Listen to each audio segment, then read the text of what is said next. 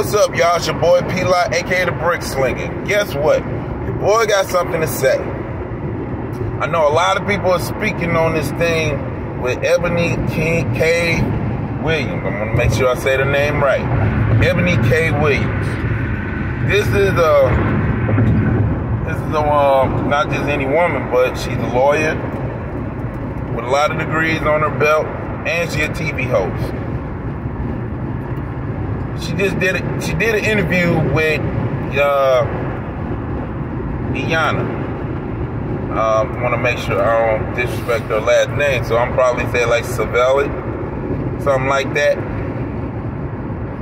And she asked Iyanla, yo, what would it take for women to be in their divinity when the guys are not in their divinity as far as income and resources and leadership?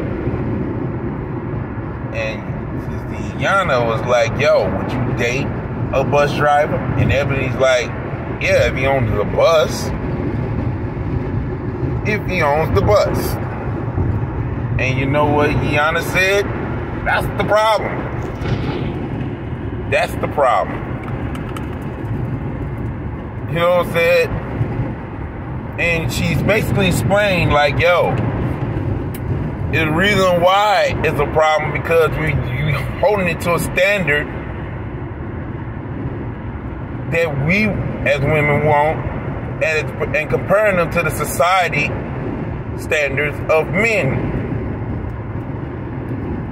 But that's not what is being acknowledged. What is being acknowledged is Ebony K. Williams. I'm sorry to do this to her name like that, but here's the thing. She's being clickbaited for saying that she will only date a bus driver if he owns the bus. Not a bus company, a bus. And I know a lot of people are probably bringing up annual incomes and medium income of a bus driver and whatever the case, and probably dirty working her name and image and work field and stuff like that. I know they probably giving her the work. So she decided to come back and double down on what she said. And how she doubled down is trying to bring some old black power empowerment type of stuff. Then throw some sign languages in the midst too. Cause there was a lot of shame tactics. There was definitely some insults. And try to guilt trip folks for getting at her, and if anything, wants definitely have the needs to be right when it comes to what she said. Then she get on the Breakfast Club, and folks are not letting that slide, from DJ Envy to Charlamagne. And she's not backing down on that one either. Even Dr. Umar Johnson is like, yo. Because what was brought up was the fact that she's talking that black empowerment stuff, but one time she was engaged to a white man. And Charlamagne white page and Dr. Umar. And Dr. Umar was like, yo, you're a beautiful, smart woman, but let me find out you swimming in the milk. He said, look, y'all know Dr. Umar Johnson is not a 100% fan of interracial relationship of any kind. Any kind. But here's my thing. And I thought about it multiple times. I could have easily respond and get at her via emotional response. But I took the time to realize what she was trying to say and how she said it versus how people took it. And basically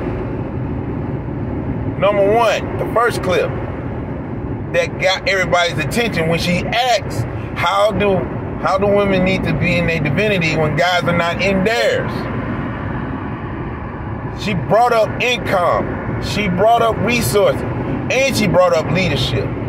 Which in the second clip where she tried to double down, where she said and claimed that she did not bring it up.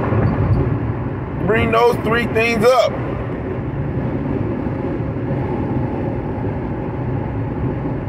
So when she asked that question, Dr. Iana asks, would you date a bus driver?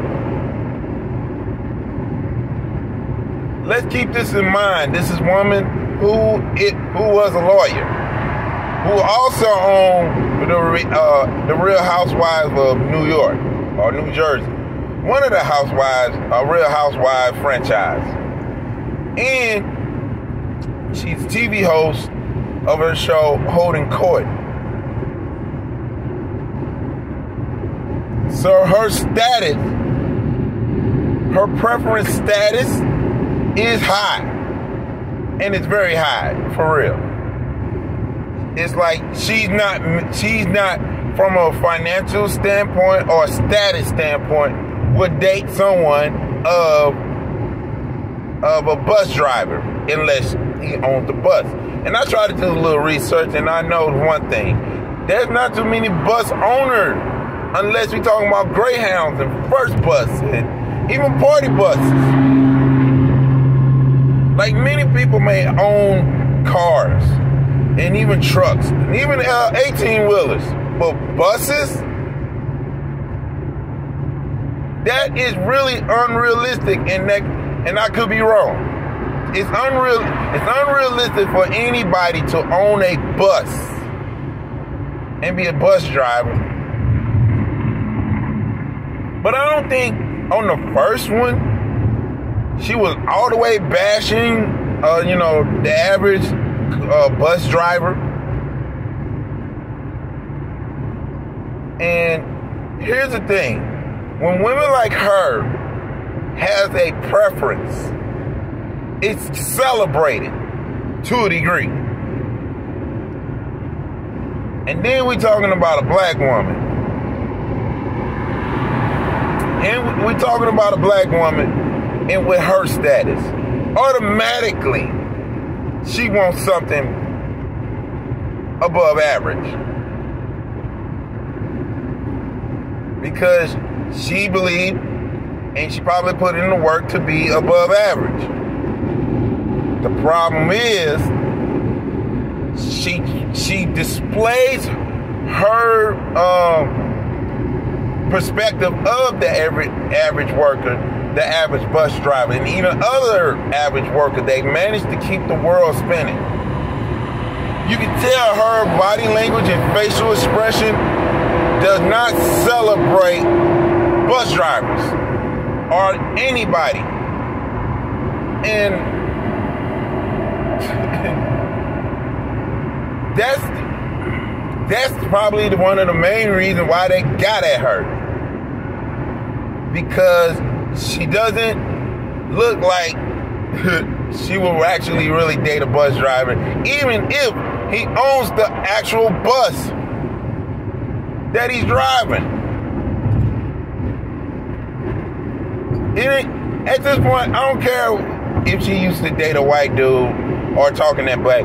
I strongly believe that she shouldn't have got on the second time to defend her stuff. So what if a lot of guys and a lot of women disagree with that? Did they really check the whole interview to get the full content that led to that question? She shouldn't have got back on that mode to defend herself. And she did a terrible job of defending herself because her facial expression was similar to, what's her name? Marika Andrew, who tried to be on that whole pro-feminist and try to defend women and all that stuff. It's like it made herself looks strongly bad. And she tried to promote a book called Bet on Black. It's not really looking good on her behalf. Am I saying she's wrong for having a preference? No. But it's obvious her preference is unrealistic. It's unrealistic. Because she don't even know nobody that owns a bus. And if she did, she would have dated him by now. And then that would probably back up her statement. But the thing of it is, the answer to her question was not the answer she wanted. Because to her and women like her, it sounds like Dr. Yana is telling her and women like her to settle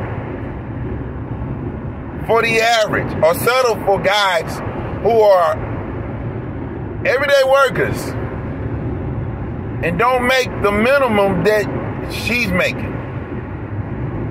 But the last time I checked, I thought women want a man that will love them and care for them and treat them right, all that stuff. I thought that's what women wanted.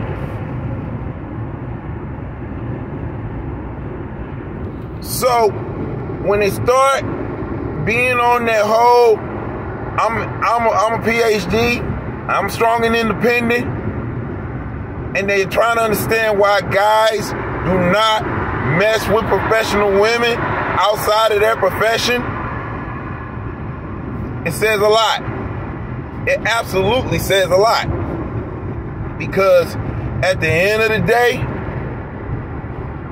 you can't say you want a man that understands you, but you can't be a woman to understand him. And that's facts. Men do not want a female version of them. And it seems like that is the basics that's being ignored. Why? Because women in her status are choosing to mess with men of their status, but ignoring what men of their status actually want in a woman. And I know there's a few dudes that slide through the crack that is of the status and probably pretend to be good guys. But at the end of the day, you can't say you want a guy that can provide income and resources and leadership when you don't even know what these guys really want in a mate, in a woman, in a wife. Truth be told. So, as far as I'm concerned, she deserves a break.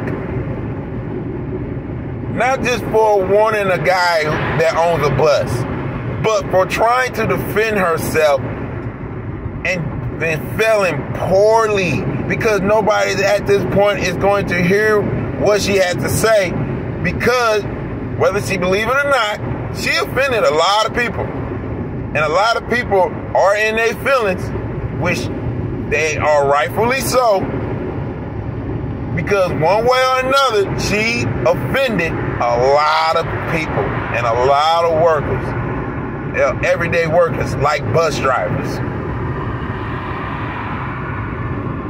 There's nothing she can say at this point that can change the minds of people for what she had to say. Because at this point, that second vid, it's not going to change people's minds. Nope, it's not going to do it. Not going to do it. So she can continue these tours and try to sell her books and promote her book. But at the end of the day, she has gone viral for saying the most ridiculous stuff, and that's never going to fade away. But that's just me. Oh yeah, I must also gotta keep this in mind. This is the reason why we all need Jesus, because the more we get in the more we want to get into our realistic expectation on people, the more we gonna fail. And the more we're going to be disappointed, and the more we're going to be prideful, and believing that I deserve this because I did this and I done that. Look, only thing we really deserve is death.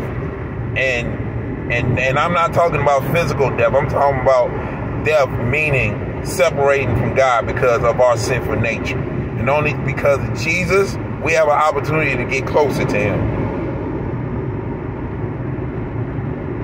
But again, that's just me. If you like what you heard, there's a like button. If you dislike what you heard, there's a dislike button. Excuse me. Comment, give me your 2 cents, and please keep this in mind. We can disagree, but as long as you're not disrespectful, it's all right with me. Subscribe, share this video, and continue the conversation. And who knows, one day we might end up being live. If you get a chance, get that Man Under Construction. It's on all the digital outlets. Until then, it's your boy P-Lock, aka the Brick Slinger. And as always, continue to sharpen one another. Support the kingdom. Take care and God bless. Laborers.